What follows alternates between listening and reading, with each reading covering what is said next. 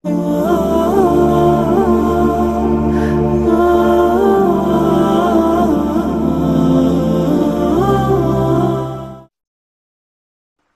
اللہ صلی اللہ علیہ وسلم کا فرمان ہے، دین اسلام ایک ایسی عظیم نعمت ہے، اس کو قبول کر لینے سے انسان کی سابقہ زندگی اگر کفر کی حالت میں بھی تھی، اللہ کی نافرمانی کی حالت میں تھی، جب اس نے اسلام قبول نہیں کیا تو دنیا جہان کی ہر برائی اس میں ہو سکتی ہے۔ اگر اسلام کو قبول کر لیتا ہے انسان تو پھر پچھلی ساری غلطیاں اور کوتاہیاں اللہ معاف کر دیتے ہیں، اور اسلام سے پہلے اگر اس نے کوئی خیر خواہی بھی کی ہوتی ہے، کوئی نیکی بھی کی ہوتی ہے، جب تک اسلام کو قبول نہیں کرتا اس وقت تک اس کی کوئی بھی خیر خواہی، کوئی بھی نیکی اللہ کے ہاں شرف قبولیت نہیں پا سکتی۔ لیکن اسلام کو اگر سچے دل سے قبول کر لے تو سابقہ خیر خواہی اور سابقہ نیکی بھی اللہ تعالی اس کو عطا کر دیتے ہیں۔ آج کتنے لوگ بہت سے فضائل بیان کرنا شروع کر دیتے ہیں کفار کے ممالک کے، کافروں کے متعلق، اور ایسے لوگ جو اللہ رب العزت کے بارے میں ان کے تصورات درست نہیں ہیں، جتنے نان بلیورز ہیں ان کے بارے میں بہت ساری گفتگو کرتے ہیں کہ یہ کتنے اچھے لوگ ہیں اور یہ کتنی خیر خواہی کرتے ہیں۔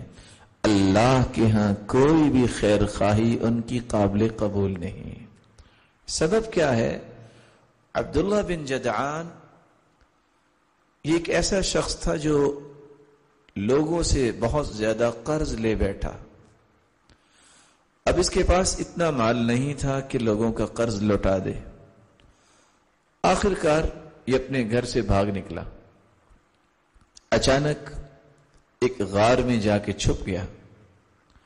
وہاں اس کو سونے کا بنا ہوا ایک ہرن مل گیا اور اس کے وارے نیارے ہو گئے۔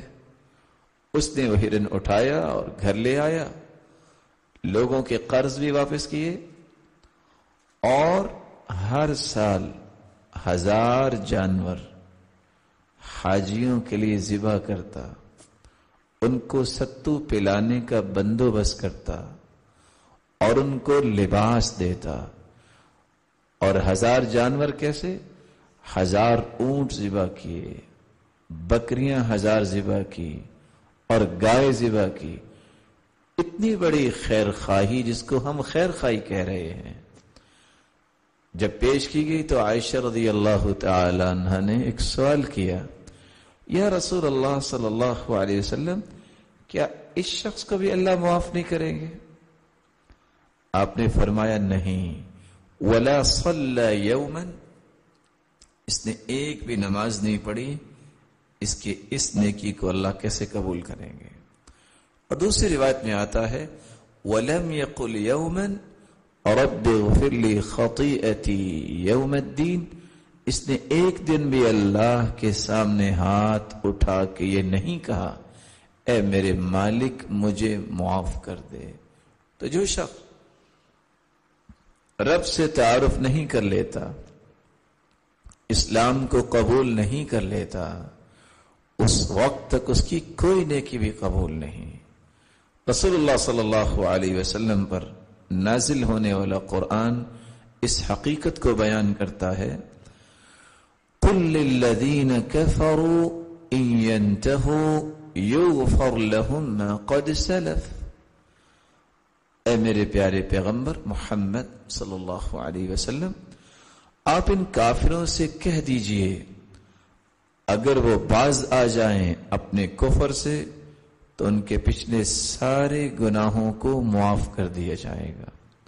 یغفر لہم ما قد سلف، اور رسول اللہ صلی اللہ علیہ وسلم نے فرمایا الاسلام یجب ما قبلہ والتوبۃ تجب ما قبلها والحج يهدم ما قبله، كما في رواية أخرى والاسلام یہدم ما قبلہ، انسان جب ایمان اور اسلام کو قبول کر لیتا ہے تو اس کے پچھلی زندگی کے سارے گناہوں کو معاف کر دیا جاتا ہے.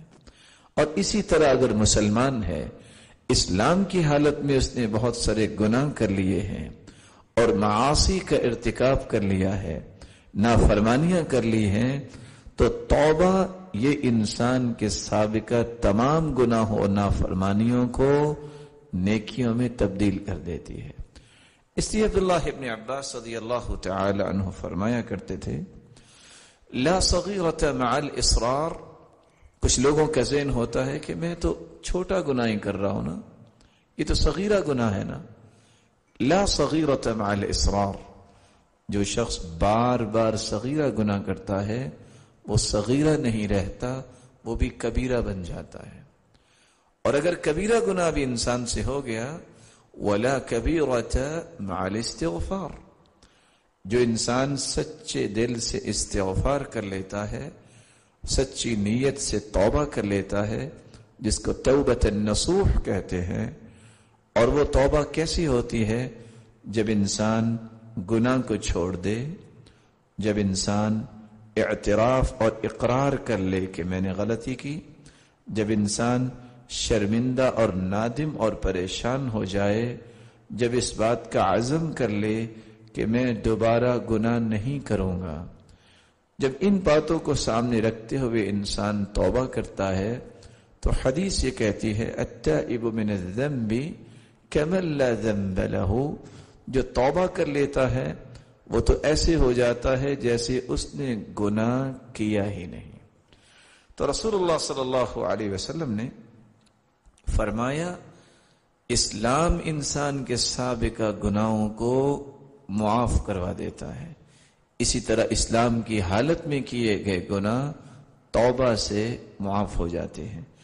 عمرو بن عاص رضی اللہ تعالی عنہ بیان کرتے ہیں، فلما جعل اللہ الاسلام فی قلبی، اللہ تعالی نے جب اسلام کی محبت میرے دل میں پیدا کی، اتیت النبی صلی اللہ علیہ وسلم، میں رسول اللہ صلی اللہ علیہ وسلم کے پاس آیا، فقلت، میں نے آپ سے گزارش کی، ابسط یمینک، آپ اپنے دائیں ہاتھ کو پھیلائیے، فَلِأُبَايِعْكَ، میں آپ کی بیعت کرنا چاہتا ہوں.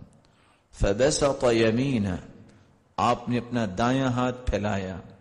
قَالَ فَقَبَضْتُ يَدِي، میں نے ہاتھ آگے کیا اور اس کو پیچھے کر لیا. قَالَ مَا لَكَ يَا عَمْرُ، عمر کیا ہوا؟ تم نے خود ہی تو کہا میں بیعت کرنا چاہتا ہوں. قَالَ قُلْتُ أَرَدْتُ أَنْ اشترط، میں نے کہا اے اللہ کے رسول صلی اللہ علیہ وسلم، میرا ارادہ ہے میں پہلے شرط لگاؤں پھر مسلمان ہوں. قال تشترط بماذا، کون سی شرط ہے آپ کی؟ قلت ان یغفر لی، اس بات کی ضمانت آپ دے دیں میں ایمان کو قبول اور اسلام کو قبول تو کر لیتا ہوں، کیا میری زندگی کے سابقہ گناہوں کو اللہ معاف کر دیں گے؟ قال اما علمت ان الاسلام يهدم ما كان قبله، اے عمر بن عاص تمہیں پتہ نہیں اسلام پچھلے سارے گناہوں کو معاف کروا دیتا ہے.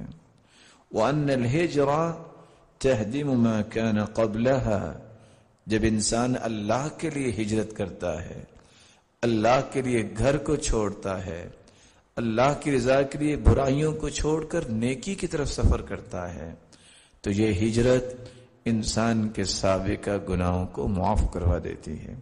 وَأَنَّ الْحَجَّ يَهْدِمُ مَا كَانَ قَبْلَ، اگر اسلام کی حالت میں انسان حج کر لیتا ہے تو اس کی غلطی اور کوتاہی جو اس سے سرزد ہو چکی ہے، تو جب حج کر کے واپس آتا ہے یہدم ما کان قبل، تو اس کے پچھلے سارے گناہ معاف ہو چکے ہوتے ہیں.